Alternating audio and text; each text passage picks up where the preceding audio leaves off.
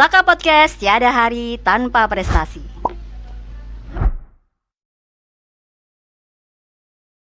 Saka Podcast, tiada hari tanpa prestasi.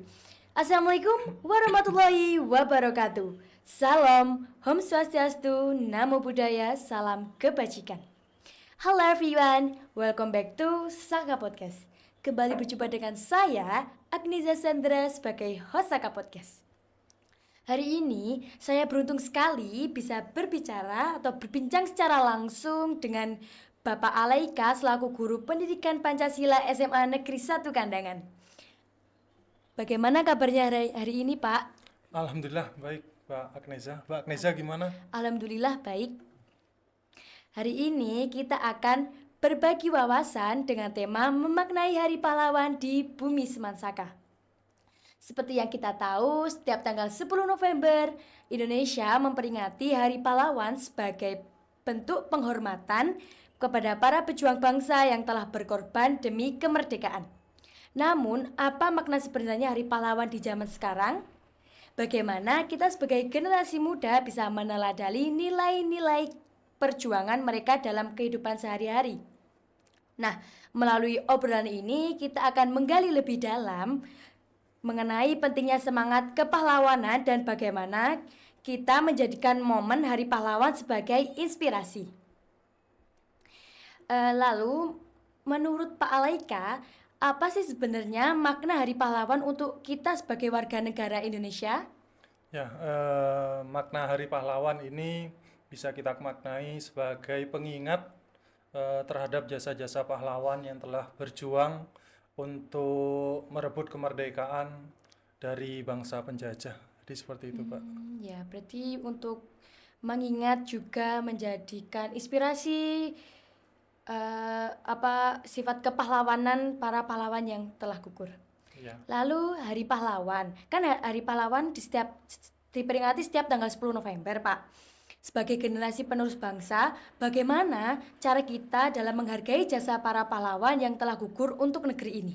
Ya, sebagai generasi penerus tentunya kita harus bisa menghargai jasa pahlawan, khususnya bagi kalian sebagai pelajar, kalian bisa menunjukkan cara menghargai jasa pahlawan dengan cara belajar dengan giat, belajar dengan sungguh-sungguh, kemudian mengikuti kegiatan upacara dengan hikmat, ya, dengan tertib, kemudian mematuhi tata tertib yang ada di sekolah, di Sarayasa, seperti itu, Pak. Oh iya, soalnya banyak yang mungkin sekarang yang nggak pas upacara itu banyak yang nggak hikmat ya, Pak. Iya, masih banyak yang mengobrol, mengganggu temannya, bahkan terkadang ada yang sembunyi, Pak.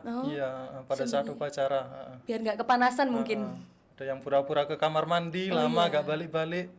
Sampai selesai Iya, upacaranya. iya, seperti itu. Iya. Menurut Pak Alaika, apa saja nilai-nilai kepahlawanan yang perlu kita teladani dari pahlawan nasional? Ya, sebenarnya banyak nilai-nilai keteladanan yang dicontohkan oleh para pahlawan, diantaranya nilai-nilai nasionalisme. Para pahlawan sangat mencintai bangsa dan negara ini. Kemudian nilai patriotisme, para pahlawan mereka rela berkorban untuk memajukan, untuk memerdekakan bangsa dan negara Indonesia. Mereka rela berkorban harta, kemudian benda, bahkan nyawanya demi memajukan Indonesia. Kemudian nilai kepahlawanan yang terakhir yang bisa dicontoh, nilai kepahlawanan persatuan dan kesatuan. Tanpa adanya rasa persatuan dan kesatuan oleh para pahlawan, tidak mungkin kita bisa merdeka, Pak. Kita bisa merdeka karena salah satunya ada rasa persatuan dan kesatuan yang paling bersejarah, terlahirnya Sumpah Pemuda itu, Pak, peristiwa Sumpah Pemuda yang menyatukan bangsa Indonesia. Jadi seperti itu. Sejarahnya sangat mungkin ya kepahlawanan sejarah ekstrim atau yang pokoknya harus dihargai lah, Pak. Iya. Karena kan kita juga sudah pahlawan juga sudah berkorban untuk Indonesia. Ya, tinggal kita sekarang menikmati, Pak, Iya, kemerdekaan ini. ya, Iya. tapi kita harus tetap menghargai. Iya. menurut Pak Alaika ada statement atau pernyataan yang bilang guru adalah pahlawan tanpa tanda jasa. Menurut Pak Alaika, bagaimana tanggapan Bapak mengenai pernyataan itu? Guru pahlawan tanpa tanda jasa, untuk saat ini statement seperti ini saya rasa masih cukup relevan, Mbak, karena memang beberapa guru jasanya mereka saya rasa belum begitu dihargai. Padahal guru perannya sangat besar untuk mendidik anak-anak atau peserta didik agar menjadi manusia yang mempunyai wawasan, agar menjadi manusia yang bersaing. Peran guru sebenarnya sangat besar, tapi realitanya masih ada beberapa guru yang jasa-jasanya ini kurang dihargai. Mereka masih terkadang menerima gaji di bawah UMR, Mbak. Oh iya. Dibayar cuma ratusan ribu. Tentunya hal semacam ini sangat tidak sebanding dengan jasa-jasanya, termasuk pengalaman saya sendiri, Mbak. Tahun 2017 pertama kali saya menjadi guru, saya dibayar cuma 120.000 satu bulan. Nah, tentunya ini kan tidak cukup untuk membiayai hidup saya. Iya. Jadi saya rasa guru pahlawan tanpa tanda jasa ini masih sangat relevan, khususnya bagi Bapak Ibu guru yang statusnya masih honorer, belum diangkat sebagai ASN. Iya, benar sih Pak. Kasihan gitu kalau itu. Tapi udah berusaha semaksimal mungkin untuk muridnya, tapi muridnya nggak dihargai sama muridnya gitu. Iya, padahal peran guru memang sangat besar, Mbak. Sangat penting dan sangat besar. Ketika Jepang kalah kepada sekutu, Iya. karena terjadi bom Hiroshima dan Nagasaki, yang ditanyakan oleh Raja Jepang bukan berapa sisa uang, bukan berapa sisa bangunan, tapi yang ditanyakan berapa sisa guru. Karena Kaisar Jepang ini merasa peran guru sangat penting untuk meningkatkan sumber daya manusia yang ada di Jepang. Benar. Jepang bisa maju karena memang sumber daya manusianya bagus. Jadi seperti itu, Pak. Iya. Kalau kita bicara tentang guru nih Pak, Ya. guru favorit Pak Alaika saat di bangku sekolah dulu siapa ya kira-kira? Lalu kenapa Pak Alaika memfavoritkannya? Ya, untuk guru favorit sebenarnya banyak, Mbak. Tapi kalau saya boleh diizinkan menyebut satu guru, mungkin guru favorit saya Bu Eni, guru saya di SMP Bakti Pertiwi Paiton Probolinggo. Kenapa Bu Eni menurut saya menjadi salah satu guru favorit? Karena Bu Eni ini mengajar mata pelajaran yang saya sukai, Mbak. Mata pelajaran sejarah. Jadi saya suka mata pelajaran IPS. Jadi saya suka mata pelajarannya sehingga saya memfavoritkan Bu Eni. Selain itu juga Bu Eni ini dalam mengajar menerapkan metode pembelajaran student center, Mbak. Jadi berpusat kepada siswa. Siswa yang memiliki peranan penting di dalam pembelajaran. Selain itu juga Bu Eni ini sering menggunakan model pembelajaran TGT, Teams Games Turnamen. Jadi ketika mengajar kita diadakan turnamen gitu, Pak.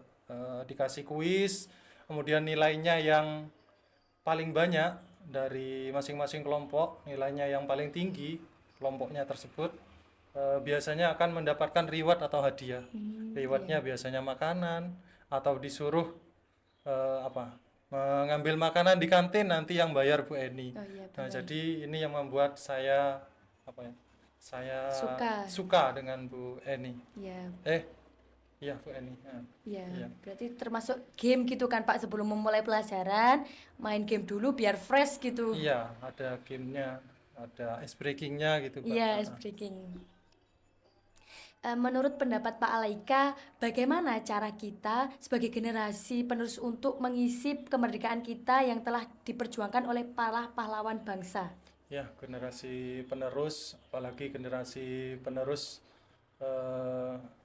yang seperti kalian ya, Mbak Agnesa. Kalian ini adalah generasi penerus yang akan menggantikan generasi sekarang.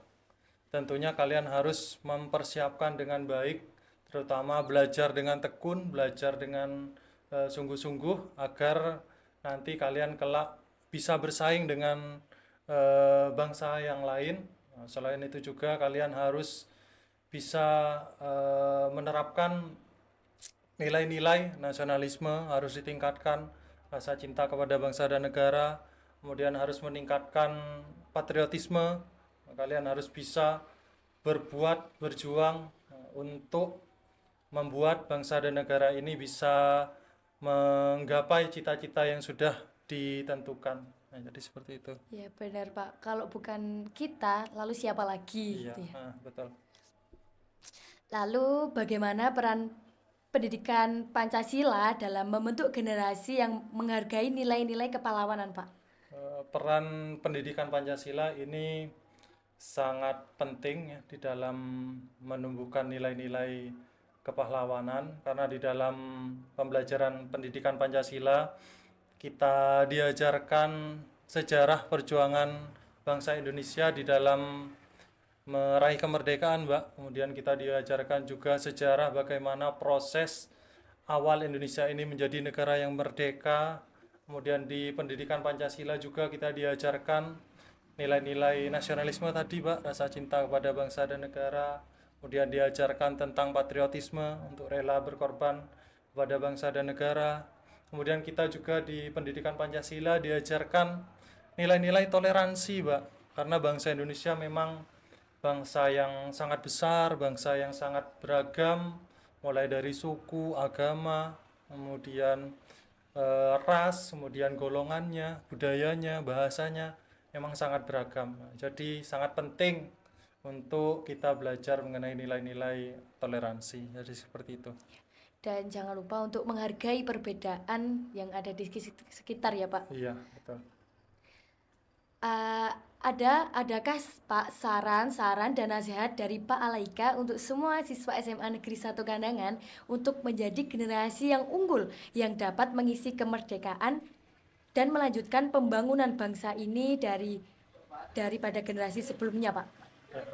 Saran saya untuk anak-anak SMA Negeri 1 Kandangan, belajarlah dengan giat, belajarlah dengan sungguh-sungguh, agar kalian nanti bisa melanjutkan perjuangan yang sudah dilakukan oleh para pahlawan sebelumnya.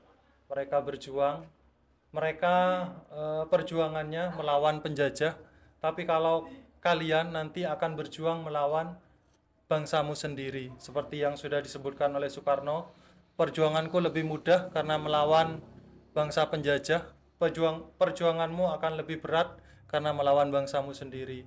Selain itu juga, Pak, kalau dulu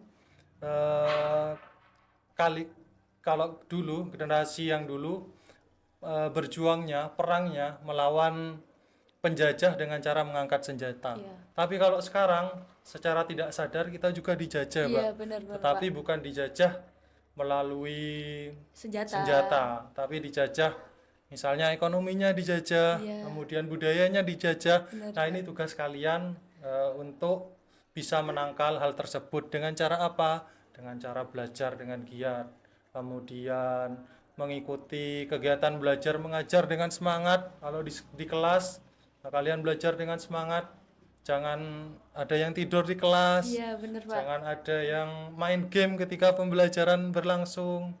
Nah, kemudian kalian harus bisa mematuhi tata tertib yang ada di sekolah, agar kalian nanti siap untuk melanjutkan perjuangan para pahlawan. Iya, siap menghadapi berperang dengan bangsa sendiri ya, Pak.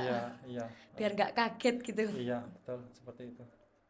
Jadi, Hari Pahlawan bukan sekedar peringatan, tetapi juga pengingat bagi kita semua untuk terus menghargai dan meneruskan perjuangan para pahlawan dengan cara-cara kita sendiri, seperti melalui sikap peduli, lalu semangat gotong royong, dan rasa cinta tanah air. Terima kasih banyak untuk Pak Alaika Iya, sama-sama. atas wawasan dan cerita yang sangat inspiratif tentang Hari Pahlawan. Semoga obrolan kita hari ini bisa membantu para pendengar untuk lebih memahami makna kepahlawanan dan bagaimana nilai-nilai tersebut tetap relevan dalam kehidupan kita sekarang. Terima kasih juga untuk para pendengar yang sudah mengikuti dari awal hingga akhir. Semoga ilmu yang disampaikan bermanfaat untuk kita semua. Cukup sampai di sini pertemuan kita hari ini. Sampai jumpa di podcast berikutnya dengan topik yang tak kalah menarik. See you next time. Wassalamualaikum warahmatullahi wabarakatuh. Saka Saka Podcast tiada hari tanpa prestasi. Saka Podcast tiada hari tanpa prestasi.